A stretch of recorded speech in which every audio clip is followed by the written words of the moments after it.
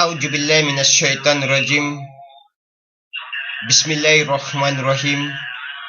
Mga kapatid, gusto ko sana kayong batiin sa wikang Arabic. Ang kahulugan sa wikang Tagalog ay kapayapaan. Assalamualaikum warahmatullahi ta'ala wabarakatuh. Sa mga kapatid ko, hindi pa Muslim, magandang hapon sa inyong lahat. Mga kapatid, gusto ko sana talakayin ngayon ang mga haka-haka o impormasyon na hindi malinaw sa inyo. Mga bagong yakap sa Islam at hindi pa Muslim. Mga haka-haka o impormasyon na hindi sapat o kulang ang pag-unawa na walang kaalaman sa ating relihiyon na Islam. Kahit ganun mga kapatid, gusto kong sana magpakilala sa inyo. Ako si Brother Khadil Hamsirabi Abdurasa, ang inyong lingkod. Pasalamat muna tayo sa Panginoon Diyos kay Allah subhanahu wa ta'ala bago tayo magsimula magtalakay na binigyan tayo ng panahon at oras para linawin ang mga haka-haka o impormasyon na hindi sapat ang pag-unawa sa bawat tao na hindi Muslim sa relihiyon na Islam.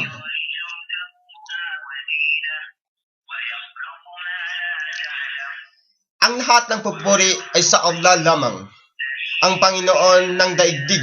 Nawa ang kapayapaan at magpapala ng Allah subhanahu wa ta'ala ay mapasalahat ng propeta kay Prophet Muhammad sallallahu alaihi wasallam at sa kanyang pamilya, sa kanyang mga kasama, sahaba, at sa lahat na sa tamang landas hanggang sa huling araw.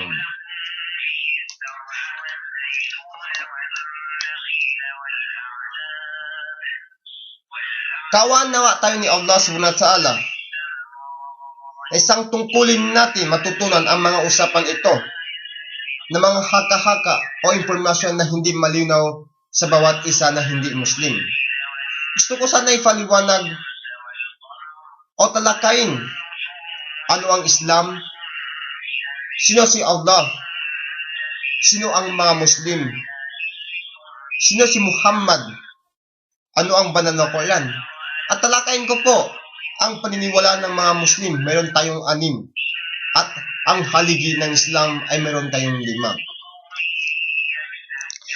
Simulan ko kapatid. Ano ang Islam? Ang Islam ay hindi hinango sa pangalan ng tao, puok, tribo o anuman bagay nilikha ng Panginoon Diyos. Ito ay kakaiba relihiyon sapagkat ang kanilang pangalan ay hinango sa mga nilikhang bagay. Halimbawa mga kapatid, ang Kristanismo ay hinango sa katagang Kristo. Hinduismo sa tribo ng Indis, bali sa India. At Judaismo sa tribo ng Joda. Mga kapatid, ang Islam, isang katagang Arabic na hinango sa salitang ugat, salam. Ang salam mga kapatid, nangungulugan ito ay kapayapaan. Ang Islam, ito ay nangungulugan din ng pagsunod, pagsuko, pagtalima sa kalooban ng tunay na Diyos kay Allah subhanahu wa ta'ala.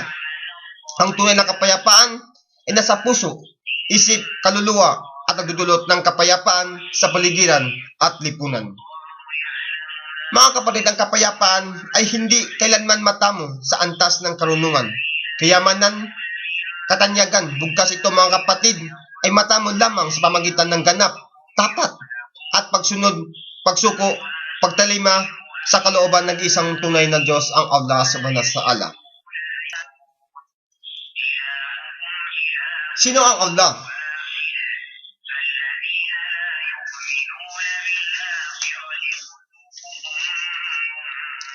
Ang Allah maaring bago sa pandinig ng mga hindi pa Muslim ang salitang Allah.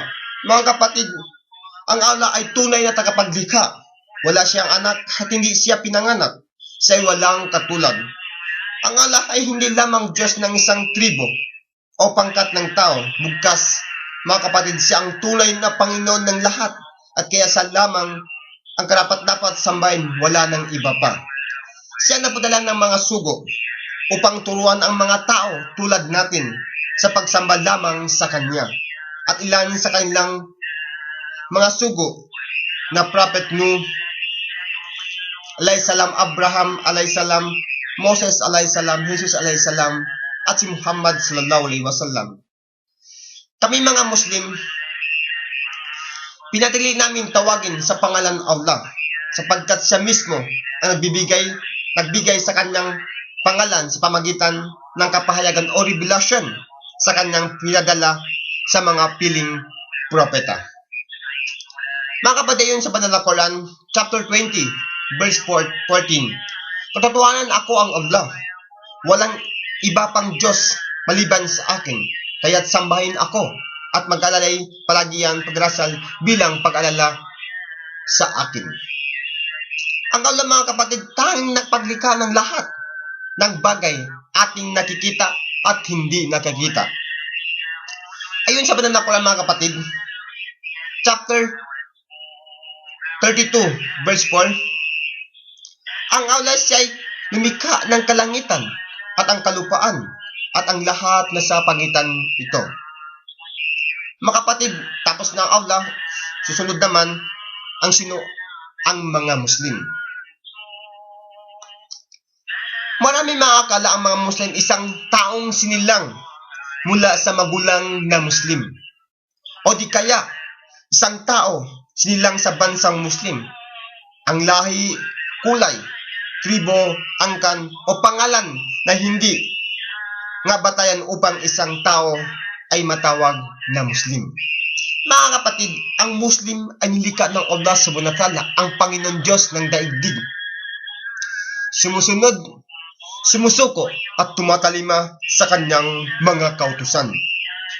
Sa katunayan, mga kapatid, hindi lamang tayo matatawag na Muslim, maging ang lahat ng nilikha ng Allah subhanahu wa ta'ala bukod pa sa tao.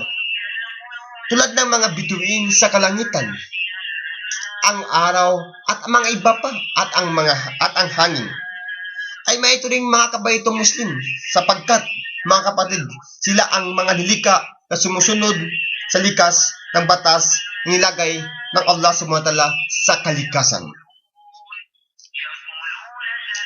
Isang pagkakamali, mga kapatid, kapag tawagin kaming Muhammadan sapagkat ito na may bigay ng kahulugan pagsamba kay Prophet Muhammad sallallahu alaihi wasallam. Ang Islam, mga kapatid, ay hindi kailanman nagtuturo o pagsamba sa propeta o anuman nilikha ng Allah subhanahu wa ta'ala, ang Panginoon Diyos ng mga daigdig.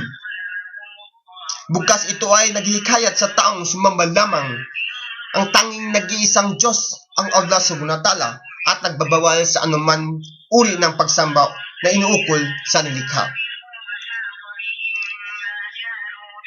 Mashallah.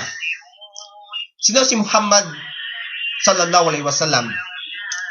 Si Muhammad sallallahu alaihi wasallam, mga kapatid, sinilang sa lungsod ng Makkah, isang kilalang lungsod ngayon sa Saudi Arabia. Siya isang taong pinili ng Allah subhanahu wa ta'ala, ang Panginoon ng mga daigdig. Bilang huwaran ng sangkatauhan, siya ay panghuling sugo at propeta ng Allah subhanahu wa ta'ala sa kanyang mensahe para sa lahat ng tao. Si Prophet Muhammad sallallahu alaihi wasallam, mga kapatid, hindi siya marunong sumulat o bumasa, no read, no write. Siya ay kilalang bilang isang mabait, pagkakatiwalaan na tao sa kanyang puok sa Makkah.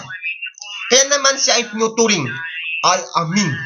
Ibig sabihin, mga kapatid, ang pagkakatiwalaan na tao sa kanyang puok. Noon siya ay 40 taong gulang, siya ay nirang ng Allah subhanahu wa ta'ala, ang Panginoon ng mga daigdig, bilang panghuling propeta. At dito rin nagsimula, pinapahayag sa kanyang huling kapahayagan o revelasyon ng Panginoon Diyos ng Allah subhanahu wa ta'ala, ang banal na Quran. Si Prophet Muhammad sallallahu alaihi wasallam ay namatay gulang na 63. Siya ay nilibing ngayon sa Medina, sa isang lungsod ng Saudi Arabia. Mga kapatid, ano ang Quran? Ano ang banal na Quran? Ito mga kapatid, ang banal na Quran ang panghuling kapahayagan o revelasyon ng Allah subhanahu wa ta'ala. Ito ay tunay na salita ng Allah subhanahu wa ta'ala, ang Panginoon Diyos ng daigdig, at nanatili sa kanyang original na anyo. Ang banal na Quran mga kapatid ay pinapahayag kay Prophet Muhammad sallallahu alaihi wasallam sa magitan ni Anghel Jibril sa loob ng 23 taon. Ito ay sa Ligan Batayan Pananampalatay Islam. Ang kapahayagan nito ay silang binibigkas namin 5 beses sa tuwing magdarasal sa maghapon. Ang banal na Quran ay pinapayag ng Allah subhanahu wa ta'ala bilang gabay ng sangkatauhan. Sa kanunay mga kapatid, maraming mga Muslim sa buong mundo nagsaulo ng buong banal na Quran.